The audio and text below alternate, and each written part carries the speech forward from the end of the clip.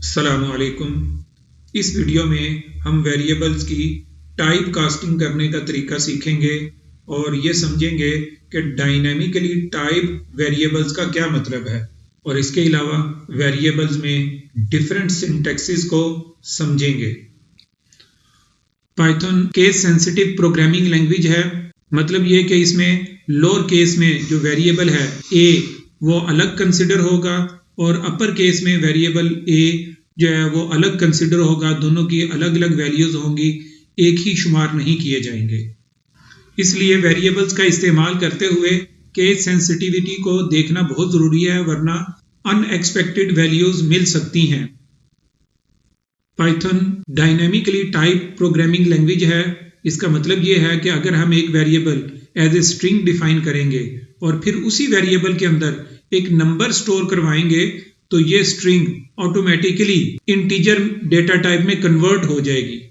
Code को execute करके देखते हैं तो ये देखें, यहाँ पे आउटपुट जो आ रही है वो इंटीजर आ रही है। ये टाइप एक फंक्शन है जो वेरिएबल की डेटा टाइप बताता है कि ये वेरिएबल किस टाइप का है। हालांकि हमने इसको एज ए स्ट्रिंग डिफाइन किया था, लेकिन यहाँ पे अब इसकी डेटा टाइप इंट आ रही है, इंटीजर आ रही है, क्योंकि हमने इसमें नंबर स्टोर करवा दिया। अगर नंबर स्टोर करने से पहले इसकी टाइप को चेक करेंगे तो ये स्ट्रिंग आएगी।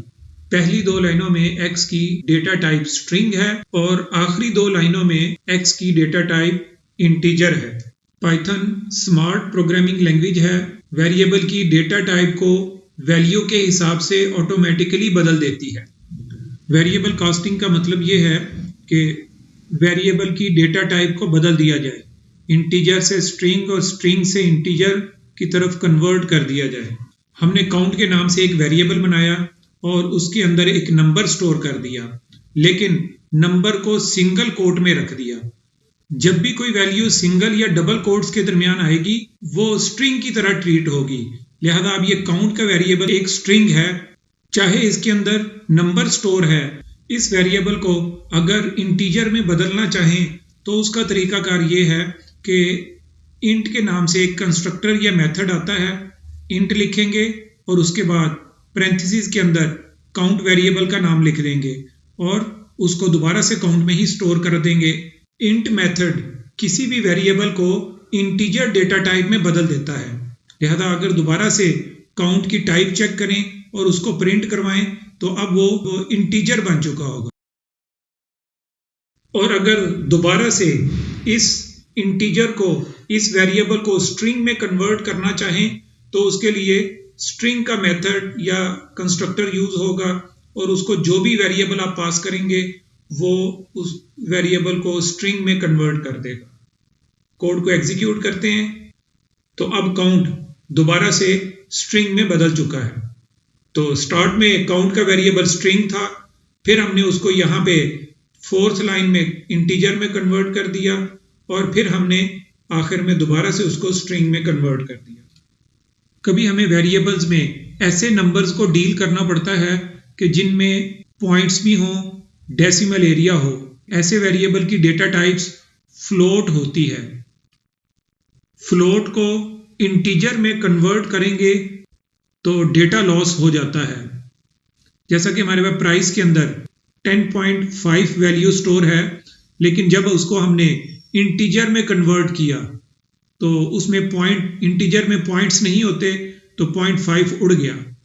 लिहाजा फ्लोट्स को इंटीजर में बदलते हुए ये बात जहन नशीन रहनी चाहिए कि कुछ ना कुछ डेटा लॉस होगा। इंटीजर डेटा टाइप को फ्लोट में कन्वर्ट करने के लिए फ्लोट का मेथड आता है। हमने एक वेरिएबल x इंटीजर बनाया और फिर उसको फ्लोट में कन्वर्ट कर दिया। अब इसके अंदर वैल्यू अपडेट हो जाएगी, पॉइंट्स भी आ जाएंगे।